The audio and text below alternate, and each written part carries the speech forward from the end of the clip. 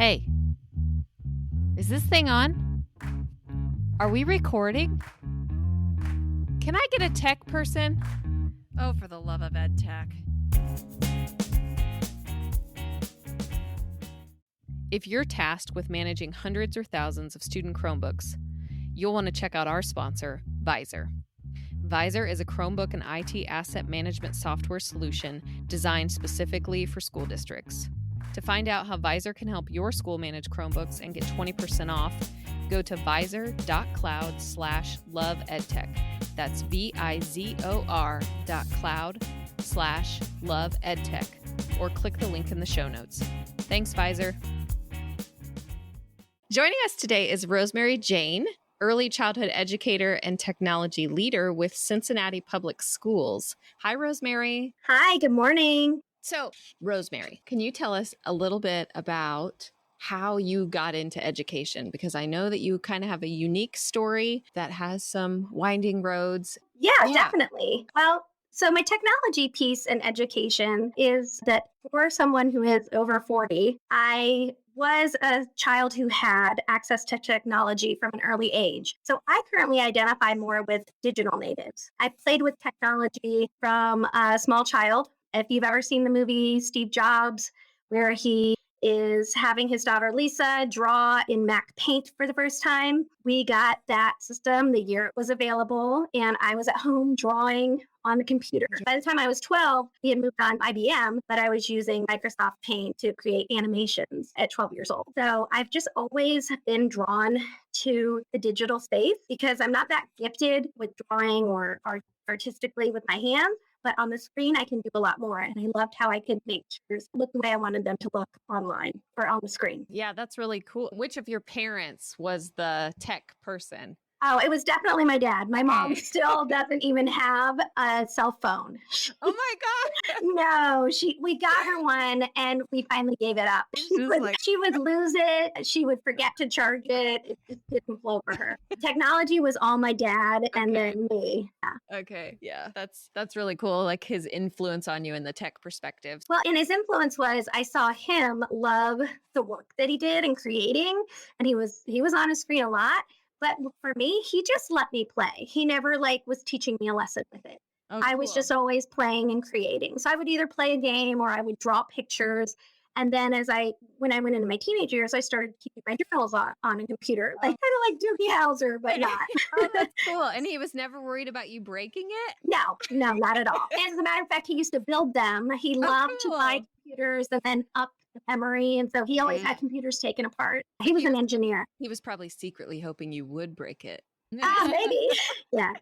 So then he could fix it. Definitely a no fear approach to technology in our home. Yeah, which is so cool. So how did you then decide to become a teacher? Well, so being a teacher is something I always wanted to do. I was that kid who was always drawn to the younger group of children in any crowd. I didn't want to hang out with the adults, and I just wanted to be around little people. And so I was always leading some sort of game or playing with them in some sort of way. And so being with children was always natural for me. By the time I was 12, I knew I wanted to be a teacher. But how I became a technology enhanced educator was through my program at UD. I found out that was an option, and I completed my technology enhanced learning master's, and I was the only early childhood major in my program. Oh, at the time. Yeah, because I feel like that's something you don't see a whole lot. Yeah, I knew that it was something that I was drawn to. I knew that technology could enhance every facet of life, so especially education. And I knew how engaged I was with technology from a young age. So I knew that it was something I wanted to do, but I also was like, this is a smart move for me career-wise because you don't see a lot of them. So I thought it would make me more marketable. But I didn't get there like the traditional way. I actually didn't finish high school, and I got my GED when I was pregnant with my second daughter. School was not easy for me. I couldn't pass the math score for the GED on the initial tests, so like the practice test. So I had to go to night school. But I learned about this 2-year scholarship program at our local community college. If I just got the right GED score, I could get a full ride. And I was a young mom, and I was broke, and I get WIC for my kids so that they could have good nutrition. So I needed free and I needed to be supported. So I did that in my early 20s. And so my path was definitely not traditional. I'm not a traditional teacher. My path wasn't traditional, but it all works for me. Yeah, well, and it's probably added so much value in the non-traditional sense. I feel like when you're exposed to different, whether it's struggles or different settings, it maybe at the time you don't realize how it's going to impact your teaching until later. And then you're like, oh my gosh, I'm so thankful I had that experience because I completely understand where this person's coming from. And I'm sure that it plays into that as well for you. Oh, it absolutely has. Even across my 16 years or so in education, almost every year during parent teacher conferences, I've had one or more parents in each year look at me and just either start crying or just be completely overwhelmed and then open up to me and say, I'm sorry, I'm just so exhausted because I'm working nights and I can't get a decent job because I don't have my diploma or whatever they say. And they're saying it like I can't relate at all. To which I usually just respond with what my story was like a little bit or how much I do empathize and ask them what they need. But I'm constantly met with surprise that I walked a similar path. And one time I even had a parent who was sharing that struggle with me. And a couple years later, we ran into each other in a mall. And she told me that she was almost finished with her nursing program. And that day, when we talked during his parent teacher conference, that I had really inspired her that, well, she did it too. And I had 2 kids and she had 2 kids. And we just bonded over that. I ran into that family a couple of times since then. Mom's a nurse now. That's so cool. And it's those moments that, too, kind of almost reward you for sharing. Because I know that isn't always easy either, to share your story.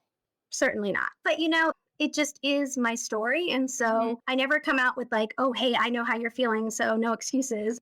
It's, I just share something that helped me or something that motivated me. I'm often met with surprise, but then, man, when you have a shared story, that really helps you bond. Yeah. And then we stay in touch through technology, enhanced applications, whether it's Class Dojo or emailing or whatever platform we're using that year. We get to stay in touch and I get to find out how my kids continue doing and, share success with parents. Which is great. But, so on that note of technology enhanced learning, kind of speak on what that vision is for you, what that looks like.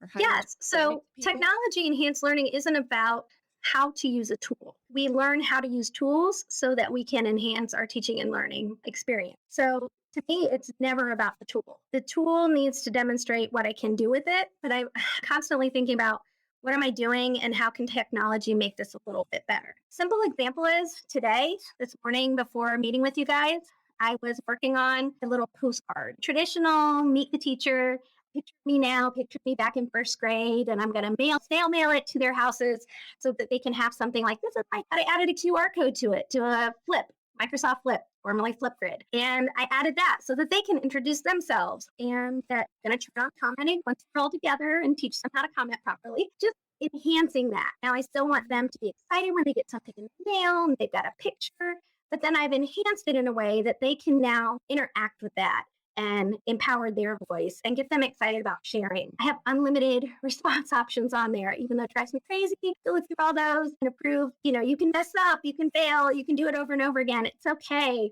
And so I just enhance our everyday experiences with technology. Which is fantastic, especially with you focusing on younger students. Yes. So what kind of advice would you give other early childhood educators when it comes to enhancing with technology without losing some of those skills that are important for that age group with fine motor skills and developing that cross body? So right now we're having the conversation about the child's experience and how to enhance that. And I would definitely say that you look at how you can enhance any experience. I enhance through my planning, through my communication, collaboration, anything I create. If you're ever going to put anything on a copy machine, I promise you there's a way to digitally enhance that. And the more fluent you become, the more easy it is to just quickly add that element.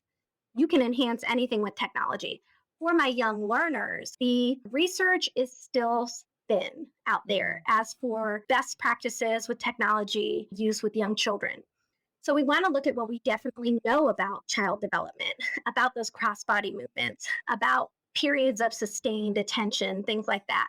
What we do find, still more anecdotally, it's not that well formally researched yet, is that children do stay engaged for longer periods with digital elements when they're engaged than they do with the traditional thing. Now, part of that makes me a little sad. I think about like my grandson playing with block, and I want him to sit there. If any of you have ever seen a young child play with a toy on and on and on, like you love when they get engrossed in that item. Yeah. And for some reason, we're all kind of afraid when they get engrossed with technology, but it's always happened. Children get engrossed in whatever they're interested in, whatever they're having fun playing with. So we want to think about, okay, what's essential for child development, social emotional skills. So the Academy of Pediatrics has transitioned, and this isn't news, this is years old, but it's not about screen time per se, it's about quality of screen time. So I know like with PBS, for example, we encourage parents to sit next to their child and talk about the show. It's why those shows, like whether it's Nick or whatever,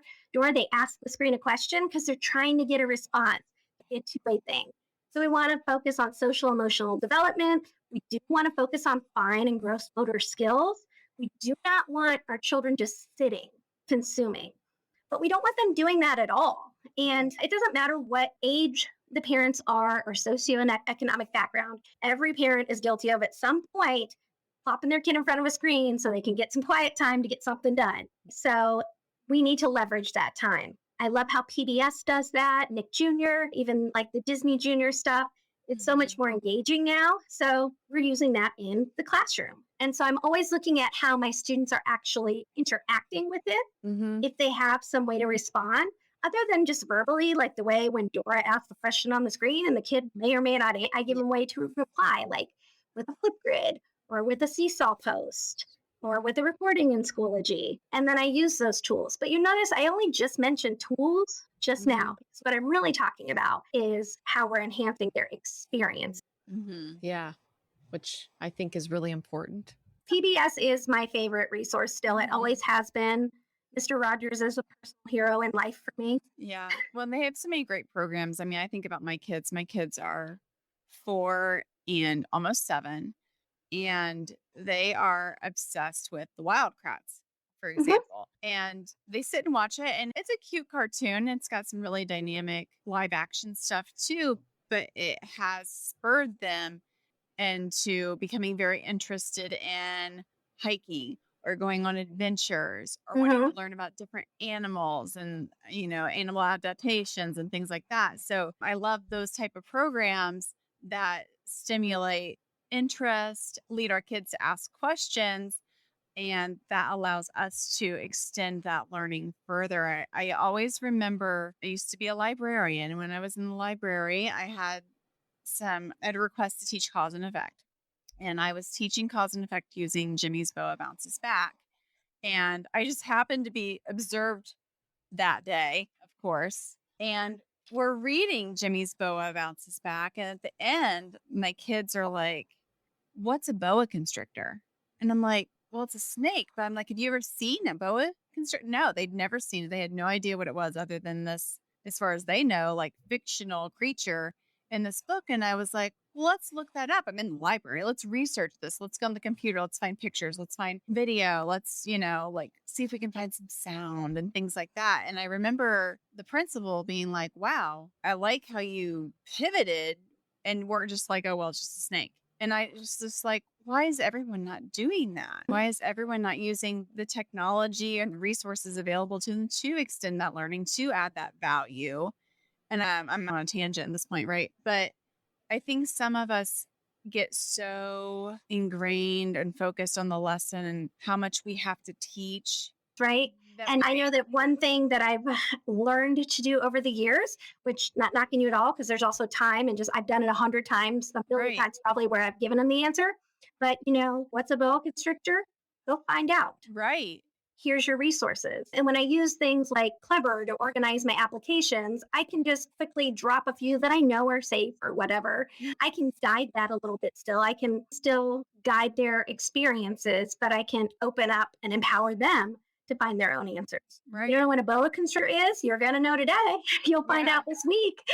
Get with your group during learning stations and go investigate. Yeah. I was thinking as you're talking, I used to do the same thing with Tales of a Fourth Grade Nothing, because he wore saddle shoes. He goes shopping for shoes, and the brother gets saddle shoes and the oldest boy gets loafers. And like the kids didn't know what like loafers or saddle shoes No, were. they wouldn't. It's like, yeah, you investigate what the world those things are.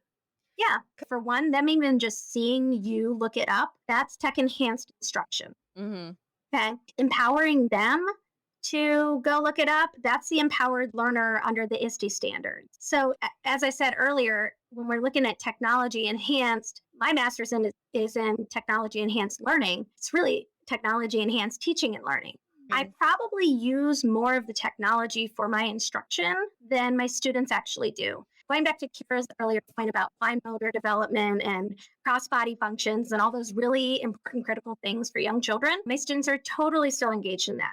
My learning centers have technology options, iPads and QR codes. It's just that it's enhanced. Nothing replaces hands-on concrete experiences for children. It's amazing to look up and see something on a screen. It's leveled way up. If you can put them in a VR experience, that's really fun and cool. I've done that with my first graders, and I've got a colleague who we've introduced as early as preschool, but you can give them all of those tech enhanced experiences. But that's one station or that's one choice on their choice board. My kids are still fully engaged in hands-on creating and building. Some ways that I do that though is like, let's say that they're making a model. Last year we did animal parts, learning about animal parts, classification, and what those parts do for the animal. And then we built our own inventions inspired by animal parts. If I want to fly, so I'm going to have wings like this eagle, or I want to be able to dive underwater and swim really fast. So I'm going to have this shark tail, but I'm also going to have, this whatever spout so I can breathe. And they created all these things. And then they built them with paper towel rolls and pipe cleaners and glitter and all kinds of very good, messy, fun project building things. Well, then they can snap a picture of that and upload it to their Seesaw journal and then tell you about it. Because when you get that super messily made at school by the child project that comes home, and mom and dad are like, wow, what the heck is this mess? We all know it. We've all gotten the messy thing. Most of us have learned not to say, what is that? Because then they're all heard, tell me about this. So I give them a platform to tell about it. And then I'm messaging parents saying, hey, parents, check your child's Seesaw journal for an explanation of the project they're bringing home. Mom, grandma, auntie, whoever is the child's caregiver can watch that. So when they get home, they can say, hey, let me see your shark design, or let me see your whatever. And they've already heard the child firsthand tell all about it. It just levels up the engagement, the connection, and just little simple tools that you add on for students to do that. Yeah, that's really cool. Well, and I am going to jump to the AR thing because I'm just curious what that looks like with younger students. Absolutely. Well, AR, VR are two very related but different experiences. So augmented reality is everything from that postcard that I'm sending home to welcome students with QR code on it. QR codes are actually augmented reality. So they're the most simple and everyday. We kind of forget that that's AR, but QR codes are AR. If I tag an object, let's say that my mug that I'm holding up that y'all can't see, but if my mug becomes a visual trigger and I scan that with an application, you can create your own triggers and then make that come to life and tell the story. Or the child can be in a recording and pop up. Those are augmented. Some more instructional augmented things might be through a device, the Z-Space, which is pulling out a live frog dissection or the globe and you can spin it and it's all appearing in front of you. VR, on the other hand, is a fully immersive experience. It's where you put on a headset and depending on what level of it, whether it's like a gaming-based thing or, there's all sorts of levels where you can have handheld interactions, you can have sound, it just depends. At our schools, we've selected Class VR as our fully immersive solution. So it does include sound and it is fully immersive. Put on a headset and then they go to the space launch or walk around inside the windmill. And so we are using that with students as early as preschool at Cincinnati Public Schools. I was really thrilled to get to evaluate and select that technology when I was in my admin job with the IT department. We did evaluate several of them. And we landed on that one just for our own needs list. There's lots of VR solutions out there for schools. But this one, our students can have a fully immersive experience, and it comes with a whole lot of content already loaded. So that's what I like about it. If I'm teaching a unit on the powerful force of the wind, there's tons of experiences already loaded about wind and windmills and storms and all of that. So I just go in there and upload those experiences. Now, there is almost no research on best practices for immersive learning experiences for young children. There are some initial studies out of the UK that I can share with you later if you want a link to it. When I was doing my graduate thesis, I really wanted to do young children and technology, and there just wasn't enough peer-reviewed research out there. And I do remember my professor at the time saying, "We can't use this, but I challenge you to be one of the people who gathers this research. For now, you've got to change your topic." So the research is still really new. So the one thing that I would do for anybody looking to use these more cutting edge things is just dig right back into what you already know best practices about young children and learning. When we show them things on the screen and there's the monsters and the this and that, there's actually preschool standards around what's real and make believe. And so we go back to those standards and we have conversations about, are you really going to the Amazon today? No, but you're going to see things like you are in the Amazon. It's going to look like you can touch the water. And it was so cute because this little 3.5-year-old kid is reaching off to his side and trying to touch the water. But if you have that set up conversation of, you're going to feel like you can touch it. You can't really, can you? We're reinforcing those concepts of real and make believe. We do physical things to make sure, because VR can be a little bit disorienting. So we do some grounding things and we do some really big muscle movements. Before we get into it, we teach them how to ground themselves with their arms all the way down on the ground, crisscross. And so we just think about their little bodies and their whole experience. And we go back to what we already know about best practices in child development. Yeah, well, and I was going to ask that because I know too, there's been some recommendations for like how long you stay in a viewer based on, an age because of your That's really for anybody, actually. I don't personally recommend anyone stay in a VR experience for more than 20 minutes. I would recommend under 15. And so for my young learners, they're in for about 5 or 10 minutes. Okay. And 10 is on the far end. I did everything guided last year because we were just back in from our COVID year and we still had some individual and distance stuff. I will set it up as a station this year as long as, COVID restrictions continue to be what they are. So I will set it up so it's just part of their learning stations, which they're in for about 15 minutes, and they're not going to be headsets on that whole time. Yeah. They'll put it on and then do a prompt or activity and then maybe put it back on. So there will be limited times and they will be fully trained before they actually go to that in a learning station. Okay. Yeah. And I was going to ask too, what does your tech enhanced environment kind of look like? So I don't have individual desks. I have community tables. I have those set up so that students are socially engaged more than they are engaged with the teacher. They do have some whole group direct instruction. There is come down to the carpet time, and I do mini lessons, but my mini lesson is the bulk of my whole group instruction. Almost everything else breaks out into small groups. And if they're not with me or maybe the reading specialist, or we're very blessed at CPS, we have paraprofessionals as well. So I can usually have 2 or 3 teacher stations going at a time. And then I have 1 or 2 self-guided learning stations. Oh, nice. And that's where the technology choice is implemented. Okay. So I have not done the VR as a choice station yet. That's my plans for this year. But then the technology is in and around the classroom. I have a touch panel that I can lower down, and that can be a station. So they can do things that we did in our class meeting. All of my morning meeting and the calendar and the graphing who all's here today and the charting the weather is all done through interactive Google Slides.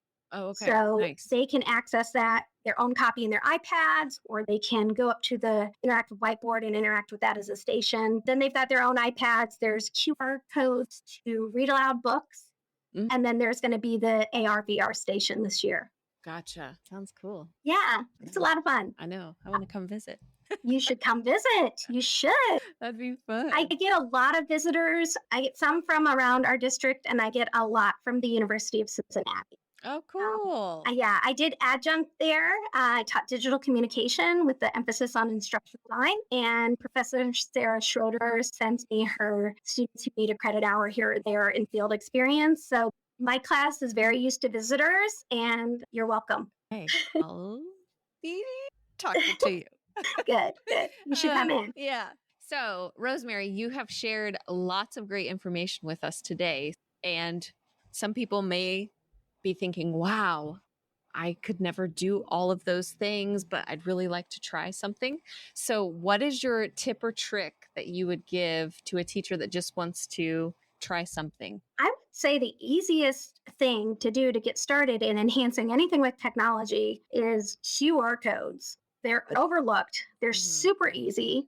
I use the Chrome extension for mine, but almost everything is starting to build them in. Flipgrid or now Microsoft Flip has them already built in. So think about something you're already using. Don't think of something like, oh, I want to go try and start using VR tomorrow, but I have trouble clearing out my inbox. Just start with something you already do. Your email address can even be tagged as a QR code just to make it easier for parents to communicate with you. Got questions, that homework this week? Reach me here. I would start with the simplest layer, and that is linking people to something, right? The QR code is just a way to make it easier for people to directly connect with whatever content it is.